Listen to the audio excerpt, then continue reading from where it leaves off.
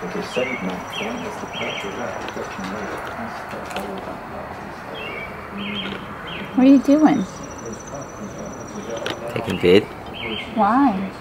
Because I thought you would like it. Oh. Do you not like it? No. Are you ready for the chase now? Take it out, don't let it slow down.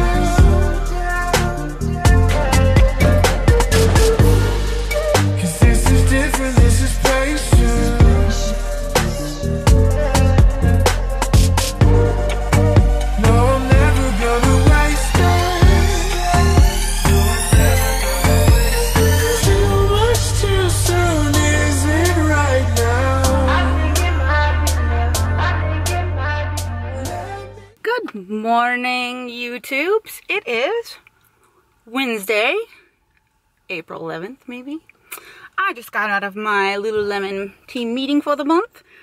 And let me just tell you guys that that was super, super exciting. We have so many cool things coming up for the summer for the company. And I'm just really like pumped up to be a part of all of that. About to go do some lifting with Alex.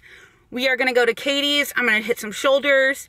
And I can't wait to show you guys these dope pants I have on. Like, I'm super excited about it. It was another one that I like tried on twice. And I was like, should I get them? Should I not? And I got them. This.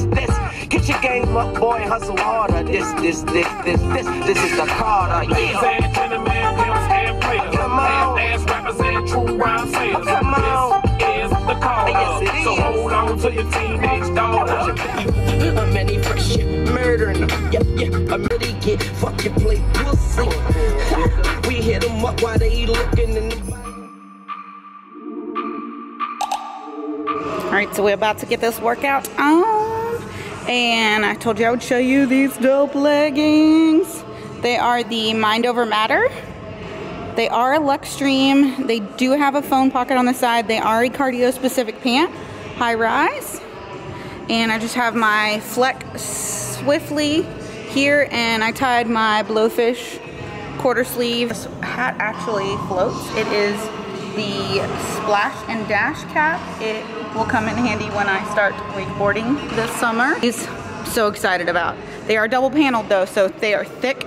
They are 2 fabric pieces put together, so there are no lines and they are not see-through.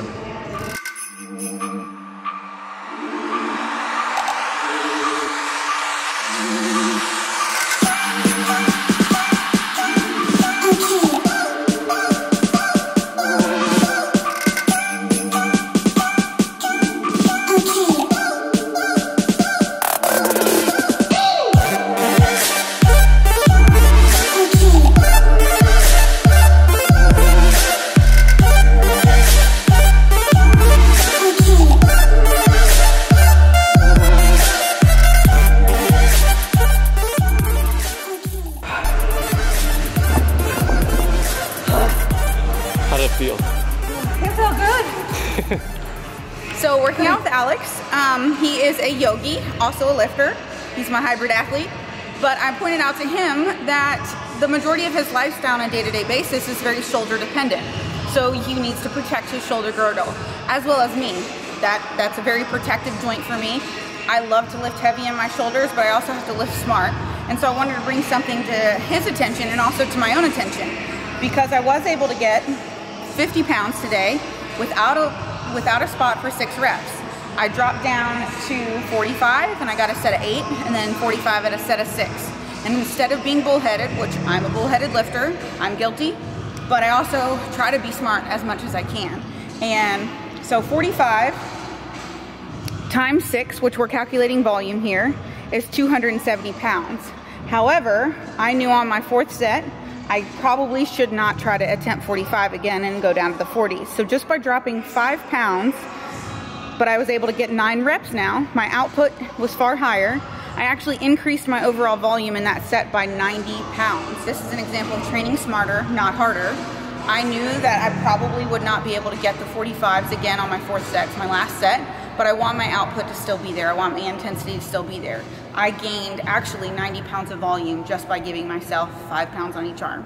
So next time you really think about being a bullhead, drop 5 pounds. I'm not normally one to say that, but when it comes to small joints like your shoulders, and whenever you're training like biceps where you could get like some really bad elbow injuries, like give yourself that grace, like understand your limits. And also, in Alex's case, understand what you do on a day-to-day basis. Like if you're required to use a particular body part a lot, protect it in the gym, train smart. So there's my good. So it only took the yogi a couple cues and he got the form perfect. So his elbows are driving just higher than his wrists here. Keeps the bar close to his body. Gonna move over here. He has a nice negative on this one. Like, I'm really impressed with the negative aspect of his paws at the top.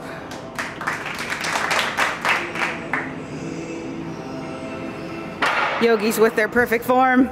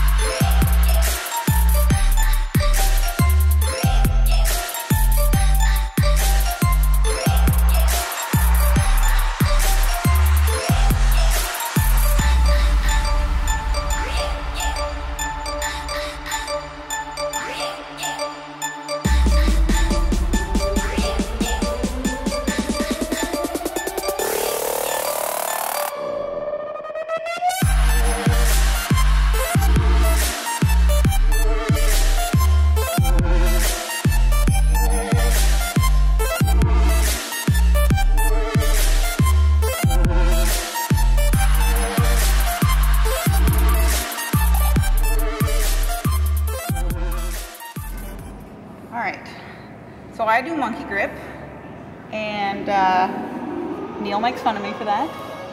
But I feel more rear delt recruitment when I do this grip versus this grip. I feel like I'm pulling. This, I feel like I'm pushing and like really like isolating my rear delt. So that's kind of the difference here. And I'll do both so you can kind of see how the activation is different too. So we'll do 6 and 6. How about that?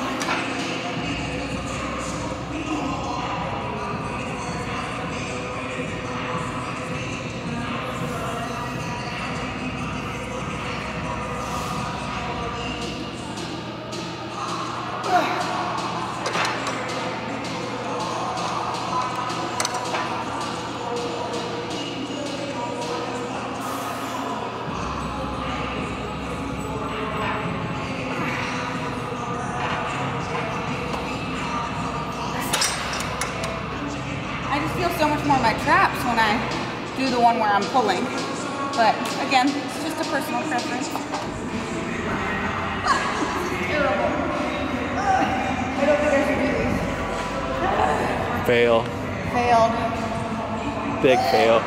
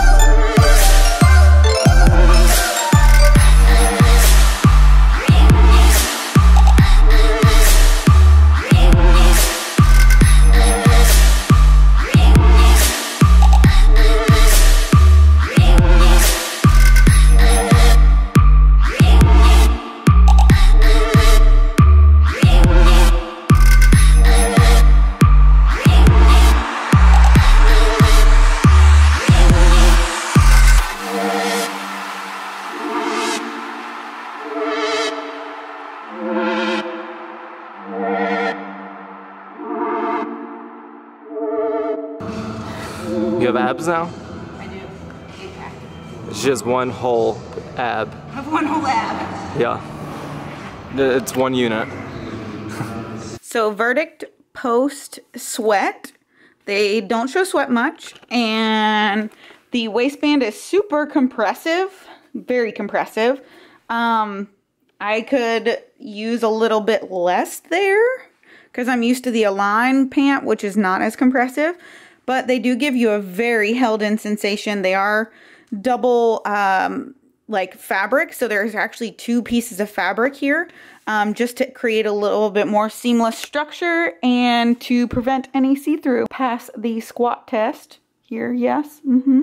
They do have the zipper detail, which I don't like too much because I don't like it leaning against the bench, but for runners this is great for storing snacks, I guess. I don't know, runners store like snacks and gel packs there, I think.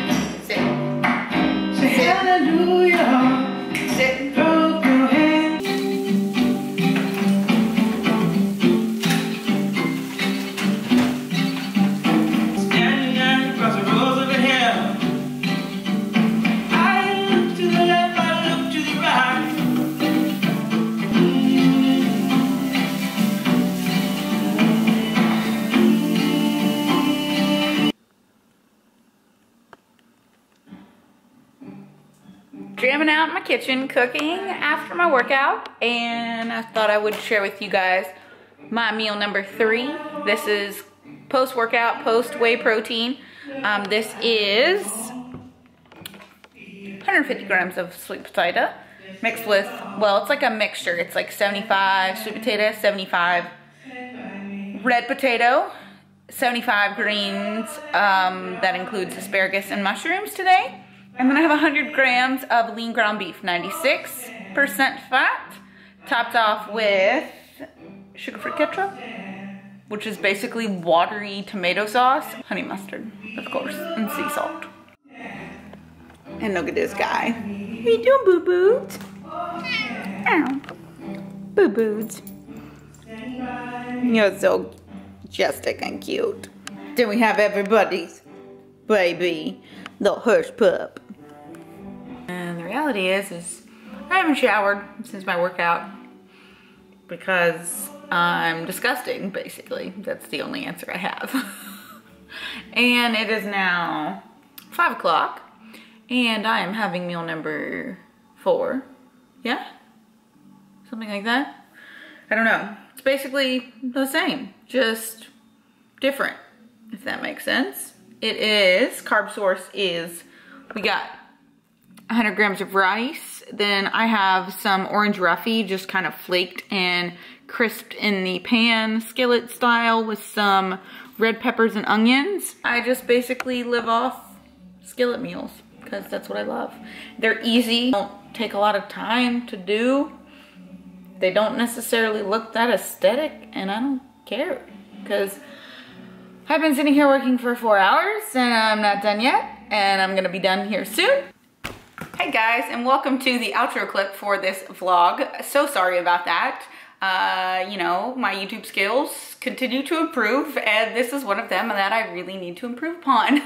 But I know that there was like some external noise during the actual workout footage where I talked about volume, and so I really want to kind of go back to that concept because I really want you guys to leave this vlog really grounded in that and how to do it for yourself, just in case you've never really kind of done that per movement.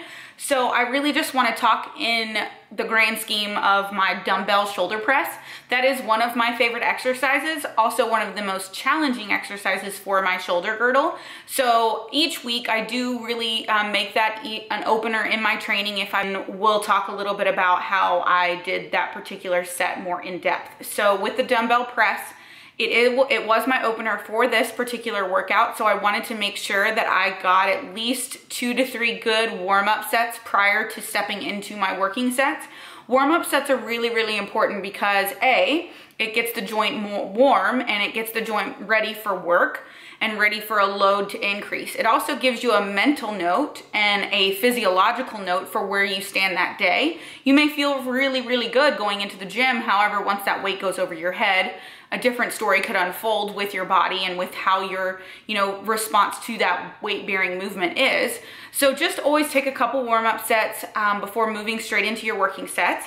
And so let's talk about how my dumbbell press sets really planned out. I want to point out, to calculate volume, again, it's weight times reps times sets. So for my dumbbell working sets, I actually had 4 working sets. So I'm going to label those number 1, number 2, number 3, and number 4. And my first set was 50 pounds and I got 6 reps. And then second set was 45 and I got 8 reps. Third set was 45. I only got 6 reps. So notice how I only got 6, so that's where I went down. When I only got 6, that's where I went down again. And because I went down to 40, I was actually able to crank out 9 total reps. So now I'm going to calculate the volume for this particular movement pattern. So 50 times 6, that is 300.